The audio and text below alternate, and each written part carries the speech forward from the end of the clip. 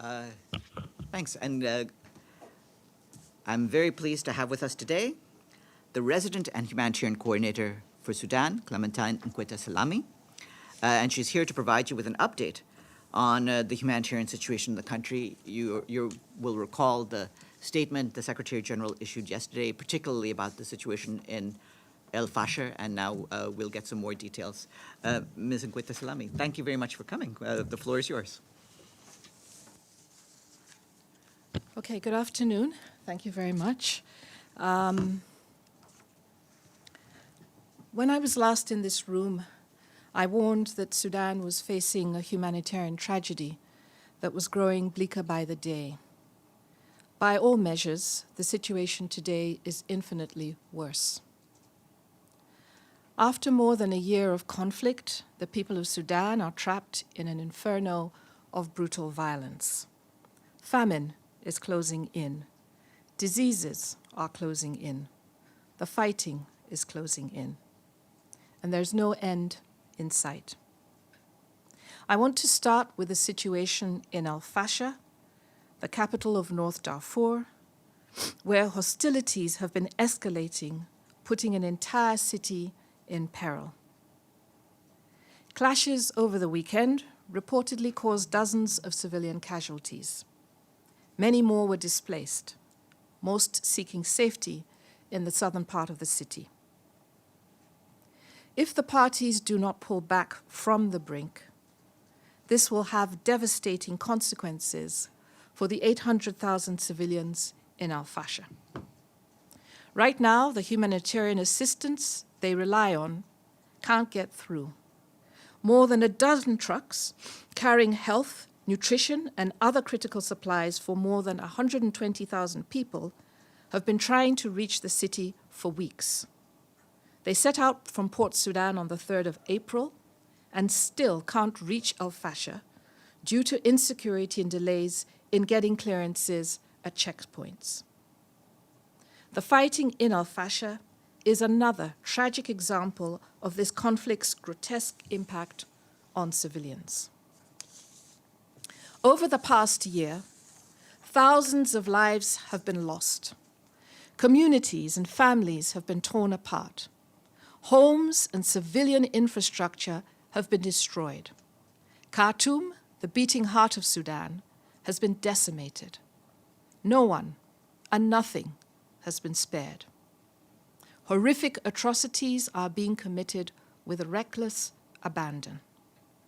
Reports of rape, torture, and ethnically motivated violence are streaming in. Indiscriminate attacks are killing civilians, including young children.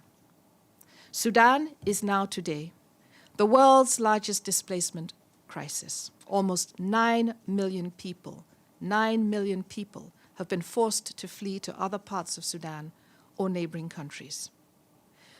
Most of the population lacks access to health care. An entire generation of children is missing out on education. Famine is on the horizon, threatening millions of lives. And the window to act is closing fast.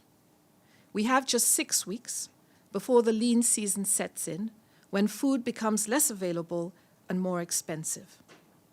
This coincides with 2 other deadlines: the start of the rainy season, when reaching people in need becomes even more difficult, and the end of the planting season, which could fail if we aren't able to procure and deliver seeds for farmers. In short, the people of Sudan are in the path of a perfect storm that is growing more lethal by the day. This crisis follows years of struggle by the Sudanese people to have a voice of their own. The revolution was led by the women, and many of them find themselves in dire conditions. I continue to be inspired by the resilience of women in Sudan that were active in the economy before, in all parts of Sudanese society, and continue to try to make a living despite the odds, the gender-based violence, the exploitation, and abuse. They are part of the solution to bringing the economy back on track. They are key agents to prevent further economic distress, to bring about solutions, to keep the economy of Sudan moving. As the UN continues its humanitarian efforts in Sudan, it is also looking at helping make sure we sustain the economy in the long run. Priority interventions are focused on facilitating livelihood opportunities, finding solutions for people who had to leave their homes, the displaced people, and the communities hosting them, making sure everyone is safe from rights violations and conflicts, and preventing additional conflict-related risks. These priorities are being adapted to the context of violence, conflict, and fragility in Sudan. Following the departure of UNITAMS, the UN flag continued flying high in Sudan outside my office. We are on the ground. We are staying and delivering for the people of Sudan. The Secretary General's personal envoy is working around the clock to bring all parties around the table to silence the guns. When that is achieved, the UN is ready to scale up and support recovery and reconstruction. Until then, the humanitarian community needs the following. Firstly, unfettered access to reach people in need wherever they are. Right now, aid organizations face unacceptable obstacles at every turn. We need the parties to the conflict to facilitate deliveries via all necessary routes, both across battle lines and across borders. Secondly, we need more funding and fast. The Sudan humanitarian appeal is just 12% funded, 12%. Without more resources, we won't be able to scale up in time to stave off famine and further deprivation. At the same time, we need funds and partnerships to strengthen the resilience of conflict-affected communities and the prevention of further conflict, the prevention of sexual and gender-based violence, including scaling up support to victims, supporting the opening of schools and out-of-school children, and providing basic health, water, and sanitation services delivery. And finally, and most of all, we need more engagement to end this war. It is time to hold the parties to the conflict and the world accountable. For people all over Sudan, in El Fasher, Khartoum, Al Jazeera, Kordofan, Darfur, and elsewhere, what they need most is an end to all this senseless violence. The international community cannot stand by as this crisis spirals out of control, as the noose of this conflict tightens its stranglehold on the civilian population. It is time for increased advocacy, increased attention, and increased resources. Time is running out. We need action now. Thank you very much. Thank you very much for that briefing. And I'll now open up the floor for questions. First question goes to Edie. Thank you very much for doing this briefing on behalf of the United Nations Correspondents Association. Welcome. And you're always welcome back here. I have a couple of questions and a follow-up. First of all, in terms of famine, is any food getting in anywhere? I mean, you said that this convoy's been unable to get to El Fasher since April 3rd. Is famine being staved off anywhere else? Second, is the ethnic cleansing that's been reported, including involving the Masalit, still taking place? And third, could you give us the figures? You said the numbers. The humanitarian appeal is 12% funded? What's the appeal, and how much is it in dollars that you've gotten? Thank you. Thank you very much for your warm welcome, and thank you also for your questions. We continue to struggle in relation to our access needs in terms of being able to move humanitarian supplies both across lines and across borders. Food gets in sporadically. We presently have food across the border that we want to bring in, particularly to the Darfurs, and we have food in Port Sudan that we are still trying to take across to the Darfurs, particularly given the assessments that have been done and our concerns about food insecurity in that part of the country. Presently, as you know, the fighting intensified as of, I would say, Friday, Saturday. So we aren't present in Darfur in terms of international presence. We still have some national staff on the ground, and it's difficult for us to move the convoys throughout Darfur. Food is getting into the east, but I should just say that in everything we do, I would say our key challenges in Sudan are as follows: access, attention, and resources. We need an opening of all the cross-border points. We need facilitation of the movement of trucks if we are going to address this hunger crisis. In relation to the ethnic cleansing, I don't have any information, bearing in mind that we are in Sudan. I am in Sudan. The reports that we got about ethnic cleansing were essentially for those who were able to cross the border into Chad. So they would be able to tell us perhaps a bit more what is happening on the basis of people who are leaving some of these areas where this has been a problem. And what we are seeing are human rights violations. I don't know if legally it is ethnic cleansing as such, but they're egregious violations, and some of them are ethnically based. In terms of our overall humanitarian response plan, the overall plan, the appeal is for $2.7 billion US. Amelie? Thanks. Amélie Bottelier from AFP News Agency. I have two questions. First, I mean, you mentioned the fighting that's erupted over the weekend in Al Fasher. Do you know what's going on right now? I mean, since the weekend in Al Fasher. And my second question about the aid. I mean, you said clearly it's difficult to cross. To have the trucks going across Sudan from Port Sudan to Al Fasher. Is there any way you could come from Chad, which is really closer? I mean, there were some diplomats mentioning the possibility of some kind of cross-border mechanism. Do you think that would help?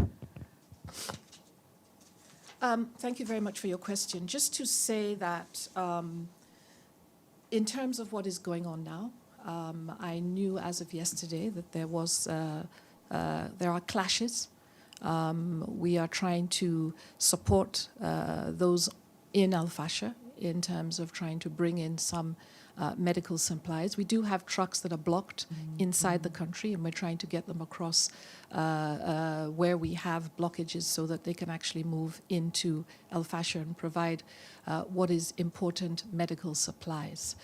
So let me just say security is an impediment, but also there are road blockages, road checks, checkpoints that prevent us from moving forward. I cannot tell you the extent of the fighting today, but just to say that our appeal for a de-escalation for the parties that are actually engaged to stand back to prevent what will be a catastrophic impact on the civilian population. It's a highly dense city. Our appeals continue, and we hope that these appeals will be heeded. But given what happened over the weekend, that has yet to happen.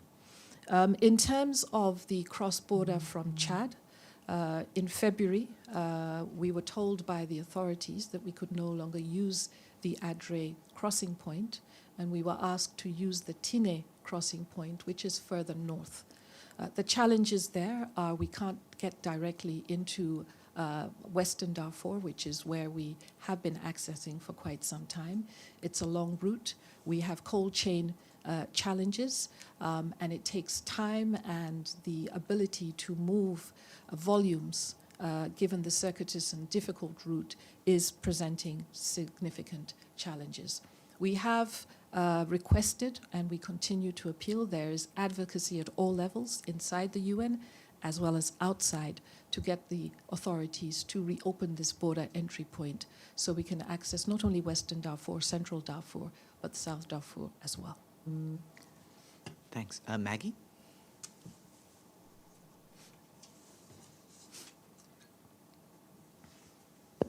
Hello, thank you. I'm Margaret Bashir with Voice of America.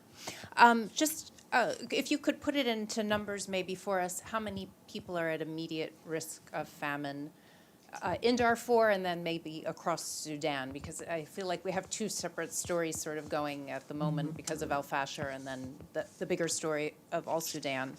And I know al-Fashir is a long-time humanitarian hub. How have the recent clashes affected your ability to reach warehouses and any pre-positioned stocks you have there for the people who are left in the city that are working, your staff? And just while you're here in New York, who are you meeting with? You know, the Sudanese government has written at least two letters now in the last few weeks to the Security Council complaining about arms coming in from other countries, particularly the United Arab Emirates. Have you met with the UAE mission while you're here? Have you tried to talk to anybody about trying to silence the guns on the ground to make the aid work happen? Thank you. Okay, thank you very much. In relation to your question on the numbers in Darfur, allow me to come back to you on that so I give you the specifics. In relation to the pre-positioned stock, Darfur was one of those cities in which we had a significant hub, in which we had significant supplies, and I would say the normal course of our operations prior to the conflict would have been to pre-position supplies in Darfur in anticipation of the rains. Those supplies were looted. We've never had the ability to stock at the same level. Accessing particularly North Darfur has been a big challenge for us since the beginning of this conflict. Therefore, we don't have stocks to draw from. What our request to the authorities in relation to granting us access now, and I did say the clock is ticking and time is running out, is that we are operating against the backdrop of an imminent rainy season. June, July, the roads will become unpassable. And what we're trying to do is to make sure we can pre-position. And the stocks here are not only food, it's water, it's nutritional supplies, it's water and sanitation equipment, wash equipment as well. That will allow us address the needs of the population in an integrated manner. So do we have stocks? No. Do we need to get stocks in as quickly as possible? It's an imperative. About the rainy season, June to July, so in your experience, does that mean the fighting will slow? Did it slow last year during this time? Or if you can't get through, I'm assuming maybe the fighters can't get to each other in a way. So does it calm the fighting a bit or no? I don't think I can give you an accurate picture, but in Darfur, they are present there already. Al-Fashir is surrounded. You know, it's anyone's guess how far they have to move beyond that. But there has been a build-up of fighters for quite some time. I would imagine, if we're looking at other crisis situations, in my experience, is that there might be a lull during the rainy season. But I've never been in Darfur during the rain, so I can't accurately speak as to what it means in terms of the roads. And who are you meeting with here? Here, I've had the opportunity to meet with some of our key donors. I will not be meeting with the UAE. I will be meeting mainly with our donors this time. I met with them the last time I was here, and I've traveled since the crisis began to Saudi to meet with the Saudis there. Deshi? Hi, Xu Deji with China Central Television. You just mentioned that a convoy from Port Sudan left Port Sudan on on 3rd of April. What's the original estimation from you of the time that the travel time, if everything went smoothly? And what are those things in that convoy? Medicals you just mentioned. What about other things? And how much time can those deliveries support Al-Fashir or Darfur people? We have to be able to support the Darfur, the Al-Fashir people, we need to send in, it's a convoy of trucks, many trucks. We're talking about, over 100 trucks, all carrying supplies that are required. We need to have, I would say, a steady pipeline that allows us to move in at this point in time so that we can restock. I can't give you numbers in terms of trucks and tonnage, but we have a population of about 800,000 in El Fasher alone. That is the population we're trying to reach. We have millions, I think it's about 4 million people that are on the brink of famine. And therefore, we need to access all these people throughout the country. And the famine alert is not only for Darfur, it's also for Khartoum as well, and some of the besieged cities in the Kordofan. So what we are looking for is to be able to move throughout the country. The travel time of the trucks varies depending on the truck and depending on the road conditions and our ability to pass the various checkpoints. So I can't give you a specific time. Exactly. I ask this question because I feel if this one batch would not be enough, we'll have the second one.